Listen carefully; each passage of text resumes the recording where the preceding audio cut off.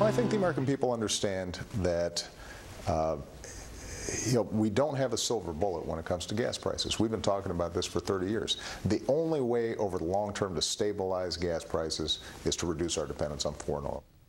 A lot of talk about gasoline prices and energy policy. A lot of talk back to Energy Secretary Stephen Chu's comment in 2008 before he became Energy Secretary. He told the Wall Street Journal, quote, "Somehow we have to figure out how to boost the price of gasoline to the levels in Europe." Well, today up on Capitol Hill, he was asked about that specifically. Are you saying that you no longer share the view that we need to figure out how to boost gasoline prices in America? I no longer share that view. You did then, but you don't now. When I became Secretary of Energy, I represented the U.S. government, and I think that right now, in this economic, very slow but return, that we need to have these prices could well affect the comeback of our economy, and we're very worried about that. And so, of course, we don't want the price of gasoline to go up. We want it to go down. This issue, apparently, according to most folks, is having an impact on the president's job approval rating. You see the New York Times CBS poll, approve 41%, disapprove 47%. Also in this poll, the price of gasoline, can the president control it? Can, 54%, beyond control, 36%. With that, let's bring in our panel. Steve Hayes, senior writer for the Weekly Standard. A.B. Stoddard, associate editor of The Hill, and syndicated columnist Charles Krauthammer. A.B. Well, President Obama never really planned for a long-term solution for gas prices. His plan in 2008 was that there's pretty much no silver bullet, that he wanted to invest in renewables. He wanted to take back subsidies from the oil companies. Not a lot of plans to bring a lot of product online very quickly and boost supply. He also, at that time, when he ran 4 years ago, if you remember, he did oppose Senator McCain and Hillary Clinton when they were asking for a gas tax holiday. And President Obama said it was a quick fix. It wasn't going to help.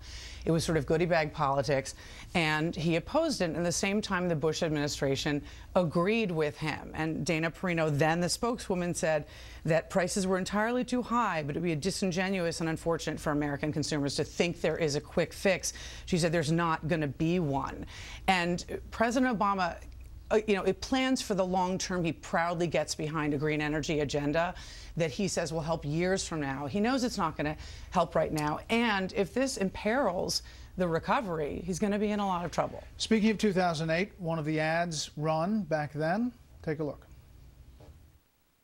Since the gas lines of the 70s, Democrats and Republicans have talked about energy independence, but nothing's changed.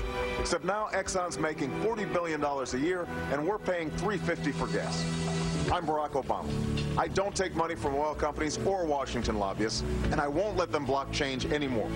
They'll pay a penalty on windfall profits. We'll invest in alternative energy, create jobs, and free ourselves from foreign oil. I approve this message because it's time Washington worked for you, not them.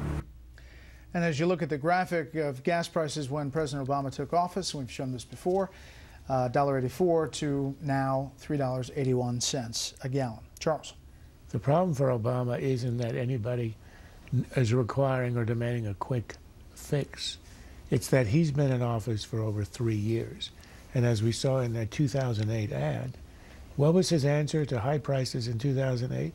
Alternative energy sources. That is not the answer. That's why the American people instinctively understand he is an enemy of the kind of energy America needs to sustain itself. So he starts in 2008, he talks about alternative energy. He gave a big speech a week ago on energy in which he said that oil and the fossil fuels are the fuels of the past. He says drilling isn't an answer or a plan. Of course it is. The American people understand that if you increase production, you can lower the price and decrease the dependency. And yet he talks about, and he subsidizes what? Solyndra? And then in that speech he talks about algae. The American people are not about to stuff seaweed in their gas tanks and think of it as a realistic solution. And Keystone, I think, was the killer, because there is no logical argument whatsoever against the Keystone pipeline. It's pure ideology. And they understand that, like Secretary Chu, the President and the whole administration is anti-oil wants to actually see a decrease in supply, an increase in price, as a way to get us on all this exotic stuff. And Keystone is the perfect example of something where there are no arguments against it, and yet he came out against it. And that's what I think is hurting him in terms of his political standing on this issue. Steve, their retort, the administration retort, is that oil production is up. Republicans point out that a lot of those contracts were signed, obviously, during President Bush. But they also point that federal lands even is up. Republicans counter that it's over 2 years and it's down since the Bush administration. Right. I mean, virtually all of the permitting was done before the current administration, not just a little bit of it. Look, I mean, policies have consequences. The president came into office, as the ad shows, as Charles Naby suggests, touting green energy. He believes in it. That's fine. But those policies are going to have consequences. When you choose to subsidize the heck out of one particular sector of the energy industry, it's no surprise that that's the part of the energy industry that's going to do better, or at least benefit from the government largesse.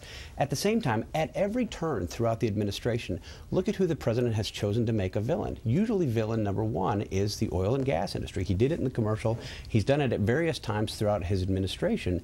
The policies follow from this, so they're not, the permitting is slow, the leasing is slow. We haven't had a conversation about Anwar. Keystone was turned down.